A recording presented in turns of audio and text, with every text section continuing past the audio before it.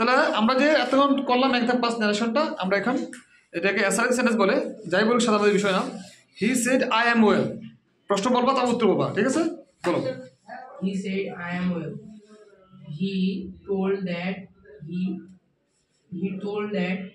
he was well. Very good. The piper said I am a good piper. The piper told that he was a good piper. Very good. The piper said I have a good pipe. The piper told that he had a good pipe. Very good. 4 number. David Dravir. said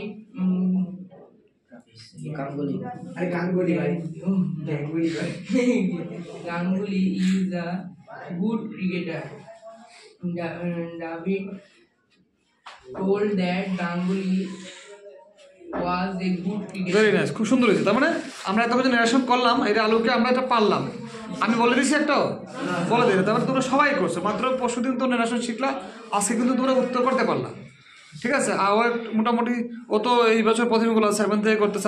Aryan তুই 5 থেকে বলো। David said to Sachin, Ashraful and Aftab are good players. David Against us. told to আরে এটা পাক তো শেষ হয় নাই। এখন আছে players against us. David told to Sachin that toll toll 2 হয় না, ঠিক আছে? না, told Sachin that Ashraful and Aftab Very good. were good players. Very good. against us. আজটা কেটা তো দেম হবে না, দেও না, বুঝে গেছে? দেম হয়ে যাবে, এইটা তো কমন সেন্স। ন্যারেশনটা এই হচ্ছে কাজ, একটা শুধু বাক্য বড় হচ্ছে আর কিছু না। হ্যাঁ, এই প্রথম একটা বড় বাক্য পাইছে, এই কোনো মাথা নষ্ট হয়ে গেছে, তাই না? আসলে কিন্তু দেখো কাজ কি এক জায়গায়, সেটা হচ্ছে শুধু ভার্বের একদম পাস্ট আর প্রোনাউন, তাই না? পরটা বলো 6। আলাকু খান said to Bush, you are a friend of me.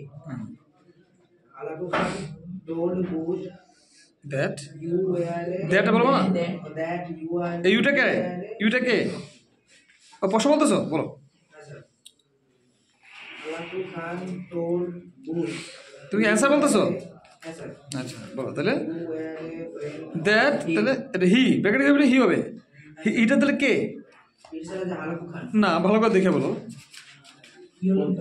Bush, তাহলে হি দিয়ে এই কারণে আমরা ব্র্যাকেটে বুশ লিখে আমাদের উল্লেখ ক্লিয়ার করতে হবে, এটা কি হালাকো খান নাকি বুশ, যেহেতু দুজন আছে এখানে। আনলে শুধু হি দিলে হইতো আমাদের, কারণ হি তো বুশকে বোঝা যায়, হালাকো খানকে বোঝা যায়। তাহলে আমি কনসেপ্ট ক্লিয়ার করার জন্য কী করতে হবে, এখানে হি দিকে ব্র্যাকেট লাগবে বুশ, তবে Bush was a friend of him, কি হবে না? হ্যাঁ, বা ফ্রেন্ড অফ তুমি বুশও বলতে পারো, সমস্যা মি না, হালাকো খান বলতে ফ্রেন্ড অফ হালাকো খান সরাসরি লিখতে পারো, বা ফ্রেন্ড অফ হিমও লিখতে পারো সরাসরি। Lastly him was here. হ্যাঁ, এখন ব্র্যাকেটে তুমি কি লিখবা, হালাকো খান দিয়ে দিবা। তারপর The teacher said to the student, all of you are good boys. The teacher told the student that all of you were good boys. Them, তাই না? Yes sir. ইউটা ছাত্ররা না, এটা ভুল আছে। The teacher said to the students, এটা S হবে একটা। এনিওয়ে, তাহলে কি হচ্ছে এখানে, যদি এস দিয়ে আমরা পড়ি তাহলে হবে দে ওয়ার গুড বয়েজ, আর যদি এস না থাকে তাহলে কিন্তু হি ওয়াজ এ গুড বয়। যেহেতু বয়েজ আছে আপনার নিশ্চয়ই এটা স্টুডেন্টস হবে। ক্লিয়ার? প্রশ্ন ভুল আছে, এখানে এস হবে। তাহলে অ্যান্সারটা কি হচ্ছে, the teacher told the students that all of them were good boys. হ্যাঁ, 8 নম্বর বলো। 8 Upal said, I was well. Upal told that he had been well. Very good. হ্যাঁ, তো বলো। The piper said, I was a good piper. The piper told বাক্য শেষ হয়েছে? sir, বলছি তো স্যার। ও আচ্ছা, চলেছে, বলো। হ্যাঁ বলো, তারপর। The piper told that he had been a good piper. Very nice, তারপর। The piper said, I was at Azimpur in killing rats. The piper told that he had been at Azimpur in killing rats. কোনো problem হয়েছে? Problem হয়নি। তাহলে আমরা ন্যারেশনটা বুঝে গেছি এবং পেরেছি কোনো ধরনের টেন্সের নাম ছাড়া, তাই কি? টেন্সের নাম, তারপর স্ট্রাকচার কী থাকলে কী হবে এগুলো ছাড়া আমরা মোটামুটি টেন্সটা পেরে গেছি। এখন ওটা জাস্ট প্র্যাকটিস করো, সরি টেন্স না, ন্যারেশন। তার ন্যারেশনটা পেরে গেলাম কোনো রুলস টুলস ছাড়া, খালি এক ধাপ পাস দিয়ে, তাই না? কোনো প্রবলেম হয়েছে? তারপরে রুলস আমাদের লাগবে না। আমি কি এটা প্রমাণ করতে পেরেছি? Very good. এখন বাক্যে কখনো কোনো কোনো শব্দ বলতে দেখো লেখা গেছে নাও বিকামস দেন, অর্থাৎ নাও থাকলে আমরা দেন লিখবো, নাও থাকলে টুমোরো থাকলে দা নেক্সট ডে লিখবো, যদি দেখা যায় টুডে দ্যাট ডে লিখবো, টু নাইট থাকলে দ্যাট নাইট। অর্থাৎ এই কয়েকটা শব্দ আমাদের বারবারই আসবে, সো এগুলো মুখস্থ করলে হয়ে যাবে। অর্থাৎ যদি বাক্যে প্রশ্নের মধ্যে এটা থাকে আমরা এগুলোর পরিবর্তে এটা লিখবো। কথা ক্লিয়ার? যেমন দেখো Sakib said I am well now, কি লিখছে? Sakib told that he was well, আমরা জানি হবে, তো নাও কি হয়ে যাবে? দেন হয়ে যাবে, দেন হয়ে গেছে, দেখো। তারপর দেখো এটা হইতে পারে সাকিব সেড অর দ্যাট বা টোল্ড, এটা বিষয় না। এনিওয়ে এখানে অনেকগুলো প্রশ্ন উত্তর করে দেওয়া আছে, প্রশ্ন দিয়েছি উত্তর দেওয়া আছে দিয়ে, তারপরে দেখো 7 নম্বর থেকে 8 নম্বর থেকে আমাদের এক্সারসাইজ শুরু হয়েছে, পারবো না হোমওয়ার্ক হিসেবে?